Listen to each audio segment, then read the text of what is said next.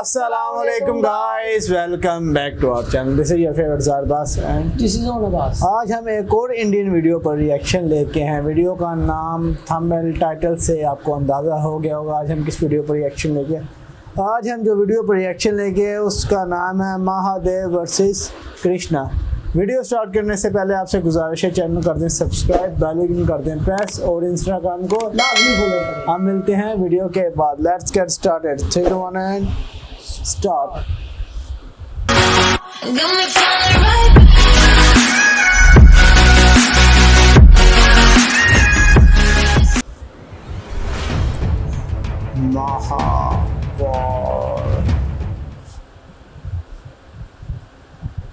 क्यों हुआ महादेव और श्री कृष्ण का महाप्रलयकारी युद्ध?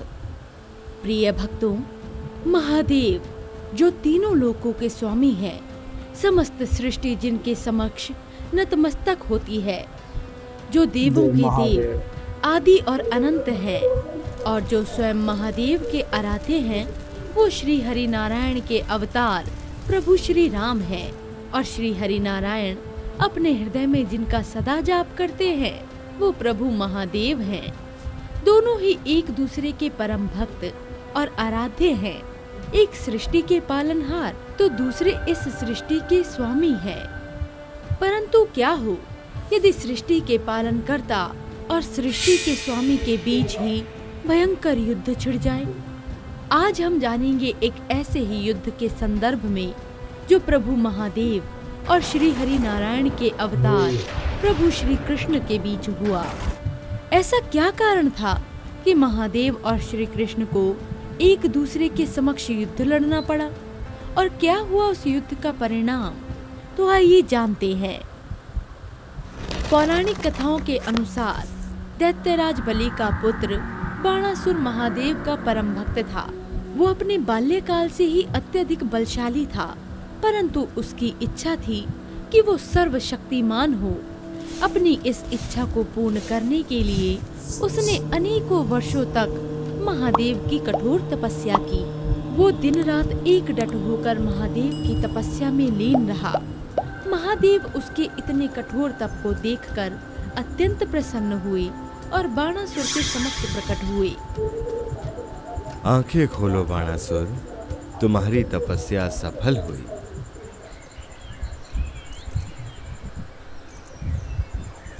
प्रणाम प्रभु, आपके दर्शन पाकर तो मेरा जीवन सफल हो गया। तुमने हमारी बहुत कठोर तपस्या की। तुम्हारी तपस्या से प्रसन्न होकर हम तुम्हें कोई वरदान देना चाहते हैं। कहो, तुम्हें हमसे क्या वरदान चाहिए? प्रभु, मेरी महत्वाकांक्षा है कि मैं सर्वशक्तिमान हो जाऊं, मेरी सहस्त्र बाहें हो जाएं, और जिस भी क्षण मुझे आपकी आवश्यकता हो तो आप सदैव मेरा साथ दें। मैं जब भी युद्ध भूमि में आपका स्मरण करूं तो आप मेरी ओर से युद्ध करें। यदि तुम्हारी यही इच्छा है तो मैं तुम्हारी इच्छा अनुसार तुम्हें ये वरदान प्रदान करता हूँ। अच्छा, बाणासुर को वरदान प्रदान कर महादेव वहाँ से अंतर्ध्यान हो गए। महादेव से वरदान पाकर बाणासुर को अपनी शक्तियों पर अत्यधिक अहंकार हो गया। महादेव द्वारा सहस्त्र बाहु का वरदान पाकर बाणासुर सहस्त्र बाहु भी कहलाया। पौराणिक कथाओं के अनुसार बाणासुर की पुत्री उषा और श्री कृष्ण के पौत्र अनिरुद्ध एक दूसरे से अत्यंत प्रेम करते थे। एक बार अनिरुद्ध उषा से भेंट करने बाणासुर की नगरी शरणितपुर जा पहुंचा। जब बाणासुर को उनके प्रेम के संदर्भ में ज्ञात हुआ तो वो अत्यंत क्रोधित हुआ। उसने क्रोध में आकर अनिरुद्ध को उससे युद्ध करने की चुनौती दी। अनिरुद्ध बाणासुर से युद्ध करने का इच्छुक नहीं था क्योंकि वो उषा के पिता थे, परंतु युद्ध करने के अतिरिक्त अनिरुद्ध के समक्ष और कोई चारा ही नहीं था। अनिरुद्ध ने बाणासुर के युद्ध के प्रस्ताव को स्वीकार किया। इसके पश्चात उन दोनों के बीच भयंकर युद्ध छिड़ गया। अनिरुद्ध सर्वशक्तिशाली योद्धा था। उसने डटकर युद्ध भूमि में बाणासुर का सामना किया। वो युद्ध भूमि में बाणासुर पर विजय प्राप्त करने ही वाला था कि बाणासुर ने स्वयं को हारते हुए देखकर अनिरुद्ध पर अपनी माया शक्ति का प्रयोग कर उसे कारागार में बंदी बना लिया। नारद जी भी इस वृत्तांत को होते हुए स्वयं देख रहे थे। जब नारद जी ने श्री कृष्ण को ये सारा वृत्तांत सुनाया तो श्री कृष्ण बहुत क्रोधित हुए और गरुड़ राज पर सवार होकर अपने दाऊ बलराम और अपने पुत्र प्रद्युम्न के साथ शैणितपुर की ओर निकल पड़े।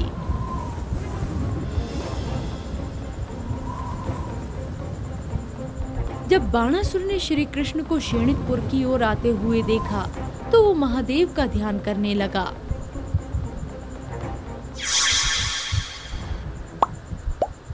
महादेव, आपने मुझे वरदान दिया था कि मुझे जिस भी क्षण आपकी सहायता की आवश्यकता होगी आप मेरी सहायता करेंगे। आज आपके इस भक्त को आपकी आवश्यकता है। आपको अपने इस भक्त के लिए आज श्री कृष्ण से युद्ध करना होगा। आपको अपना दिया हुआ वचन पूर्ण करना ही होगा महादेव। मैं कभी अपने भक्त की पुकार को अनसुना नहीं कर सकता। मैं अपने दिए गए वचन का पालन अवश्य करूंगा बाणासुर। मैं अपने भक्त के लिए स्वयं युद्ध भूमि में जाकर श्री कृष्ण से युद्ध करूंगा।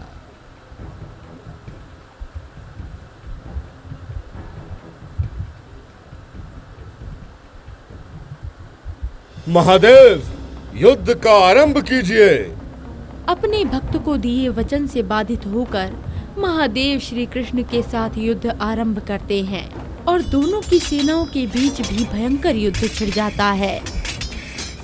महादेव सर्वप्रथम श्री कृष्ण पर भूत पिशाच अस्त्र से प्रहार करते हैं।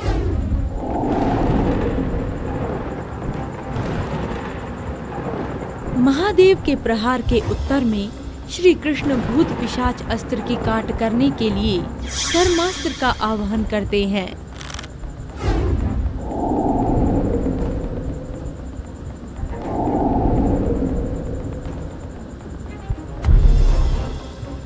महादेव और श्री कृष्ण के बीच बहुत देर तक भयंकर युद्ध चलता रहता है, परंतु दोनों ही एक दूसरे को युद्ध में पराजित करने में असमर्थ रहते हैं। श्री कृष्ण को भी ये ज्ञात हो जाता है कि वो किसी भी अस्त्र या शस्त्र का प्रयोग करके युद्ध में महादेव के समक्ष विजयी नहीं हो पाएंगे। तब श्री कृष्ण स्वयं विनम्र भाव से महादेव से प्रार्थना करते हैं। महादेव, आप तो मेरे आराध्य हैं प्रभु। मैं इस युद्ध में कदापि आपको पराजित नहीं कर सकता। अब आप ही मुझे ऐसा वरदान दीजिए जिससे मैं आपको युद्ध में परास्त कर सकूं। मैं अपने किसी भी भक्त की पुकार को अनसुना नहीं कर सकता श्री कृष्ण, इसलिए आप मुझ पर जन्मबढ़ा अस्त्र का प्रयोग करें। जैसी आपकी आज्ञा महादेव। महादेव से वरदान पाकर श्री कृष्ण ने महादेव पर जृंभणास्त्र से प्रहार किया। जृंभणास्त्र के प्रहार से महादेव गहन निद्रा में डूब गए। महादेव को निद्रा में डूबे देखकर बाणासुर स्वयं अपने रथ पर सवार होकर श्री कृष्ण से युद्ध करने के लिए बढ़ा। तत्पश्चात बाणासुर और श्री कृष्ण के बीच भयंकर युद्ध छिड़ गया। बाणासुर ने अपने सहस्त्र बाहों से श्री कृष्ण पर सहस्त्रों प्रहार किए, परंतु श्री कृष्ण ने मात्र अपने एक बाण से ही उसके सभी अस्त्रों शस्त्रों को नष्ट कर दिया और अपने सुदर्शन चक्र से उसकी 996 भुजाओं को काट डाला। वो युद्ध भूमि में श्री कृष्ण के समक्ष बहुत कमजोर पड़ गया। तब श्री कृष्ण ने अपने सुदर्शन चक्र से बाणासुर की गर्दन पर प्रहार किया। उसी क्षण महादेव भी अपनी निद्रा से जाग उठे और उन्होंने श्री कृष्ण के सुदर्शन चक्र को रुकने की आज्ञा दी। महादेव की आज्ञा पाते ही सुदर्शन चक्र अपने स्थान पर स्थिर हो गया। श्री कृष्ण, बाणासुर मेरा भक्त है और उसके प्राणों की रक्षा करना मेरा दायित्व है, इसलिए मैं आपसे निवेदन करता हूँ कि आप बाणासुर को क्षमा कर उसे जीवन दान दे दीजिए। जैसी आपकी आज्ञा महादेव। मुझे क्षमा कर दीजिए प्रभु। मैं अपनी शक्ति के अहंकार में आकर अंधा हो गया था। अपने अहंकार की वजह से मैंने महादेव को आपसे युद्ध करने के लिए विवश किया। मुझसे घोर पाप हुआ है। आप कृपया कर मेरे पापों के लिए मुझे क्षमा करें। तुमने अपना हृदय पवित्र कर हमसे क्षमा याचना की है, इसलिए हम तुम्हें तुम्हारे किए गए पापों के लिए क्षमा करते हैं। श्री कृष्ण से क्षमा पाकर बाणासुर अनिरुद्ध को बंदी गृह से मुक्त कर देता है। बाणासुर, हमारा पौत्र अनिरुद्ध और आपकी बेटी उषा एक दूसरे से सर्वाधिक प्रेम करते हैं, इसलिए हम अनिरुद्ध से विवाह हेतु आपकी बेटी का हाथ मांगते हैं। प्रभु, अनिरुद्ध से विवाह करना तो मेरी पुत्री का सौभाग्य होगा। अपनी भूल को स्वीकार कर बाणासुर अपनी पुत्री का विवाह अनिरुद्ध के साथ तय कर देता है और अपने अहंकार का त्याग कर श्री कृष्ण का भक्त बन जाता है। अगर आपको ये वीडियो अच्छी लगी हो तो वीडियो को लाइक करें और हमारे चैनल महावॉरियर को जरूर सब्सक्राइब करें और साथ ही वीडियो की अपडेट पाने के लिए बेल आइकन को जरूर दबाएं। और आप अगली कहानी किस महावॉरियर की देखना चाहते हैं, आप हमें ये भी कमेंट्स करके बता सकते हैं। तो यार वीडियो अच्छी लगी है, कमाल वीडियो बनाई है। जो भी एडिटिंग की, जैसे जो इसमें दिखाया महादेव, दोनों जो भगवान है महादेव और श्री कृष्ण, दोनों ही पावरफुल गॉड हैं। तो महादेव का वैसे नाम मशहूर है देवों के देव, हर देव के देव है महादेव। तो इसी तरह की अगर आप किसी और महादेव की या श्री कृष्ण की या हनुमान जी की या राम जी की या किसी और भगवान की या काली माता की किसी वीडियो पर आप रिएक्शन करते, उसका लिंक कमेंट बॉक्स में या इंस्टाग्राम पर शेयर करें, हम उस पर ज़रूर रिएक्शन देंगे। तो मेरे हिसाब से मुझे पर्सनली वीडियो बहुत अच्छी लगी है। तो मिलते हैं नेक्स्ट वीडियो में, तब तक के लिए अल्लाह हाफिज़ एंड पीस।